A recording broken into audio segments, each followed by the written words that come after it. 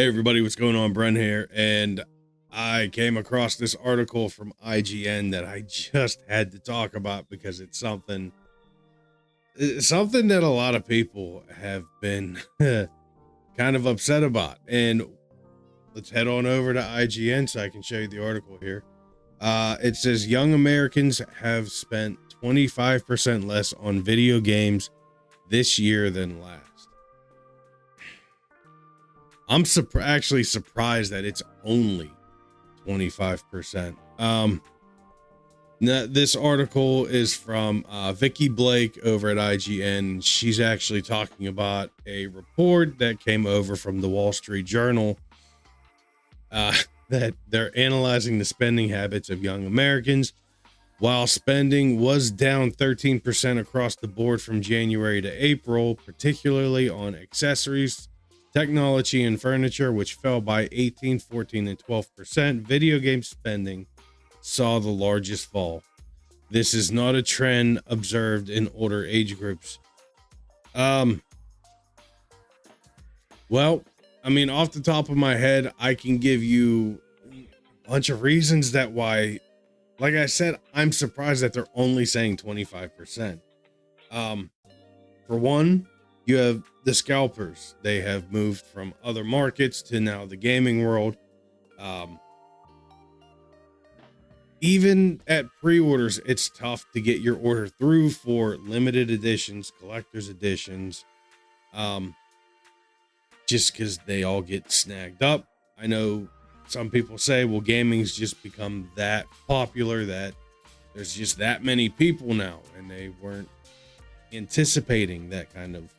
But then you see them all over the marketplaces for 2 to 3 times their MSRP. Also, with the shift to digital gaming, they're actually not including physical copies of games in these collector's editions. I actually have 2, and they're both from PlayStation Studios. God of War Ragnarok and Horizon Forbidden West. Neither one of them came with physical copies of the games. They came with the plastic game cases. They even came with steel books. With the ring cutouts in the steel books and plastic cases for discs, but instead you just get a little card for a code for a digital copy of the game. And the newest release, Death Stranding 2, you have to buy the physical version of the game separately from the collector's edition. So you're seeing the prices have gone up for all this stuff. You don't even get the physical game anymore. You got scalpers buying it up and then gatekeeping and locking everything out, locking people out unless you pay their ridiculous markup. And then there's the studios themselves with not selling physical copies of games, but we see a huge surge of remakes and remasters. There's even a couple smaller RPG studios that they've done compilation bundles of just repackaging their older games onto one cart or a disc. So, and we're all just kind of tired of it. You also have coming up here, you have Nintendo has already started the ball rolling for $80 for video games. And then you have, once Grand Theft Auto 6 comes out, that's it. There's a lot of people saying that will be the final lock-in, that all games will be $80. You have Sony had this twice, I think, already now. They have they've had several games that were multi-$100 million games that just flopped. I want to say it was $250 to $450 million for, the name of the game is right on the tip of my tongue. Concord. They had Concord. Years of development, hundreds of millions of dollars. It lasted not even 2 weeks. And then the servers were shut down. So, but then you have smaller studios, and I can't remember the name of the studio, but they did Clair Obscur, a small studio of less than 100 people in France. This was their first game and it's massive and it's sold out. I got lucky. I got a pre-order in through GameStop for a second print release of the Lumiere edition, which is just the limited edition of Clair Obscur. We're getting tired of it. Dragon Age. I know I've talked about that before. Dragon Age, that I'm trying to reserve critiques on that game because I haven't gotten to playing it yet. I have a couple other games, but people aren't happy about that. And BioWare was known for games like Dragon Age, but we're seeing it skyrocketed and now it's just kind of free falling down. Tim Kaine said that one of the problems that he's seeing in video game studios is nobody wants to take responsibility. To give an example, he wanted to do names on a board so people had, they could keep track of things, and nobody wanted that because nobody wanted to have their name assigned. But go check out Tim Kaine's channel. I've watched a bunch of his videos. They're actually really good, and he talks about, programming and gaming stuff, insider stuff of working at a studio. So, but that's completely off topic than what we're talking about. This is an article that got me. And like she says here, young grads are having a much tougher time finding jobs. The report reads, student loan payments are restarting for millions of borrowers over roughly the past year. Credit card delinquency rates have risen to their highest point since before the pandemic. Look, the first part here, younger grads having a much tougher time finding jobs. They all, like, the overwhelming majority of them went for marketing jobs in social media companies, and it doesn't help when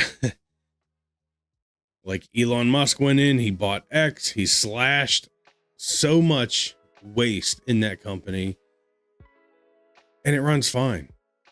Everyone was saying that the app's gonna collapse without all these people. It's doing fine. Honestly, like, I haven't even really seen that much of a difference from being on X. And then you have these girls that work at these tech companies, and they're posting their work days.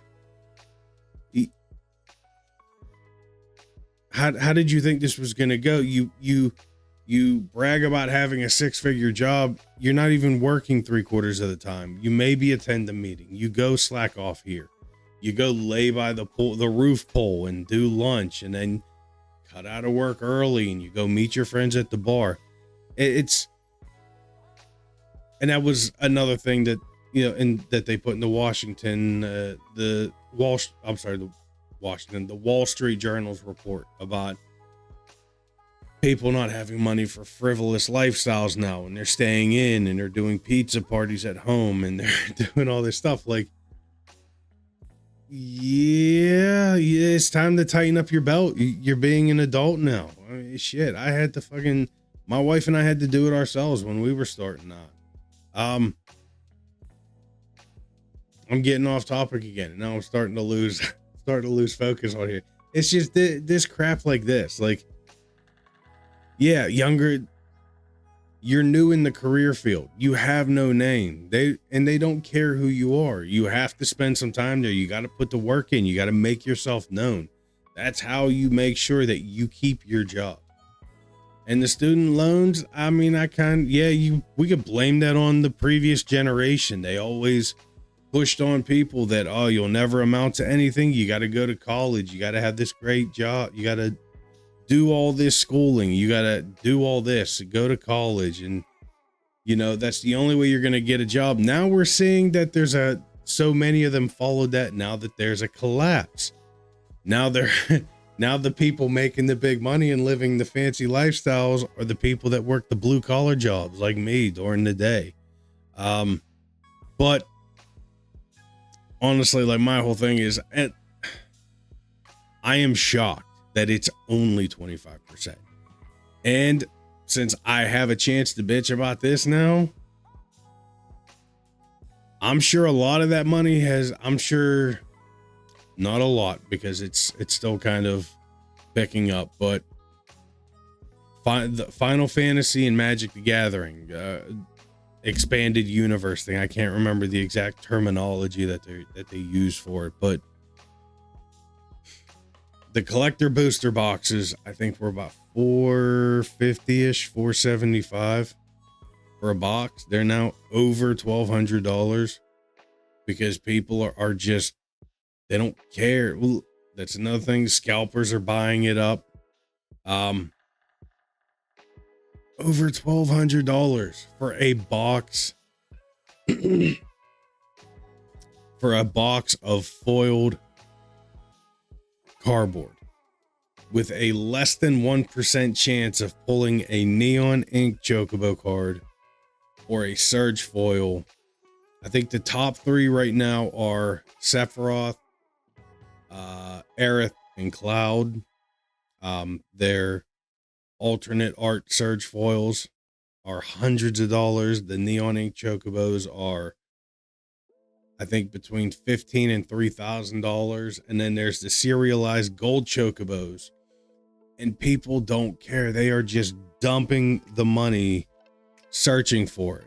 And not just that. I mean, there's a Magic group that I'm in on Facebook that guys have bought up several boxes and they're just sitting on them. They're just holding them until collector's pieces, I guess. So I foresaw that happening because as a lifelong Final Fantasy fan, I mean, I can tell you right now, I have right over here, I have the Cloud and Sephiroth collector's edition statues for Remake and Rebirth. Hundreds of dollars for them. So, but there was a Tara Branford statue up for sale on Square Enix's store for like $15,000. That thing sold out in less than a day.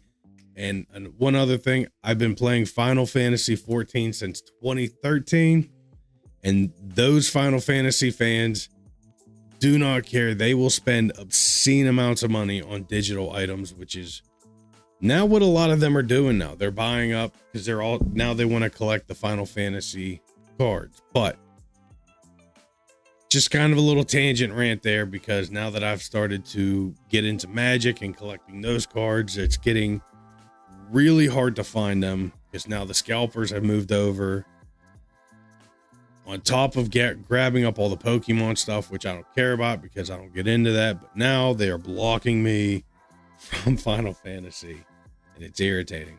But if you hung out this long in the video, thank you very much. I appreciate it. If you could, please like, subscribe, and share. And go ahead, hit the thumbs down if you thought I was just a stupid old man rambling about something. But anyways, I appreciate it. Please, once again, like, subscribe, and share, and I'll catch you guys on the next one.